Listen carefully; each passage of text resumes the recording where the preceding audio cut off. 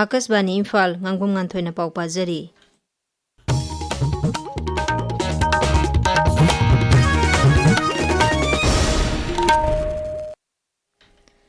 Khongjom Langi Ningsing Numit Palan Thauram ngasi Thawal Jila gi Khongjom da leiba Khongjom War Memorial Complex ta pangthokli Kheba Singthak ta leiba Khongjom War Memorial da Rajapal Ajay Kumar Bhala amasong Mukhyamantri Yumnam Khemchana lusingduna Mantri Singh MLA Singh amadi Sarkar gi mukok thongbo official Singh yauna miyamna thawba Singh gi mafam da leika tunai kai khumnaba utki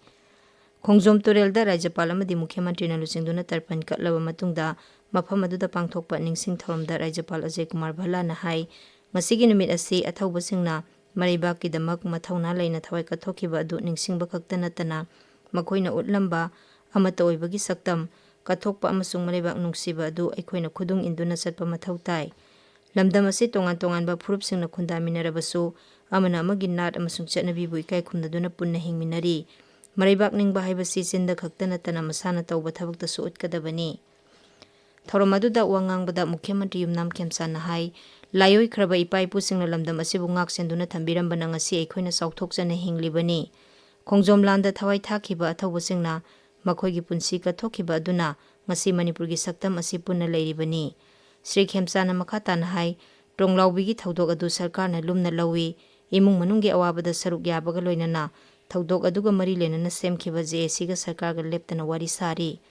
Aikhoi masel gi marakta amaga muknaba manba ihok tawbiganu amadi lamdam asigi chawkhat tharangda thingba pigadaba thabak tawbidanaba Sri Khemchana appeal tawkhi All Manipur Muslim Students Organization na Khongjom numit ka mari lenana miyamda yaifa paujel pirakli mipum khudingmakna lamdam asibu santi leina chawkhatpa amadi amata oibagi saktam ngakna leminana balubasina thokpa cherol amada hairi Sana Leibak Manipur Haksang Sajal Thangta Sindam Sanglen Nambolna Sinduna Khongjom Numit Palan Thauram Pangthokre Khongjom Landa Thawai Thakraba Thawbasingi Mafamda Hikat Leikat Tamduna Minute ani tumina leptuna ikai khumnaba utki Tronglawbi Thaudokpu yaningdaba phongdoktuna sathariba numit mangani gi shutdown khongjanggi ngasi aroiba numitasu mafam kyada lambi thingbagi khongjang sing sangsinnari ngasi ayuk anganbada tampaki mafam kyada miyam thoroktuna lambida uwa phaijinduna lambi thingbagi thabak sathari Nongcho Bengal Vidhan Sabha Mikhal gi ahanba tangkak amasung Tamil Nadu Vidhan Sabha Mikhal gi vote ngasi thadanari numidang wairam pung 3 phawba vote thadanagani haujik ngahaki mamang phawbada Nongcho Bengal da vote thadabagi sang sada 63.2 oiri aduga Tamil Nadu da vote thadabagi sang sada 53.9 oiri Nongcho Bengal gi ahanba tangkak asida jila 13 ki Vidhan Sabha Kendra 152 da vote thadanari tangkak asida mirep lising amachamari humbudrani pana lamba thengnari Nongcho Bengal gi anisuba tangka chemical gi vote na lakli bem sakaisa numita thadanagani Amaromda Tamil Nadu Vidhan Sabha gi tangka amakhakta da pangthokliba mikhal asida Vidhan Sabha kendra sani kuntramari da vote thadanari mikhal asida voter koti 5,63,992 henbana mirep singi maraibak lepkani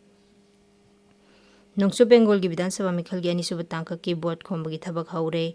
BJP lusingba amasung Pradhan Mantri Narendra Modi na Raija dugi Krishna Nagar da pangthokpa mikhal gi mitin singda saruk yaraduna hai Raija dugi Rajniti da ahongba purakpa haibasi tangai fadabani. Vote thadaba matamda polling station da irang thohandabagi damak Pradhan Mantri na Election Commission bu thagatpa phongdorakli. Sri Modi na hai BJP sarkar asina sabka saath sabka vikas haiba mityengi makhada BJP sarkar asina miyamgi yaifanaba thabak kya tauri. Nongcho Bengal da BJP sarkar laklabadi Citizenship Amendment Act ki makhada mafam aduda leiningba mitopta ayaba pibagi thabak paikhatkani. Tungda Pradhan Mantri na Howrah da road show amada saruk yabaga loinana Mathurapur da sinba rally da su saruk yagani. Petroleum amasung natural gas mantraloy na hairi petrol amasung diesel gi mamal wangkhatle haina sandorakliba paw adu aranbani.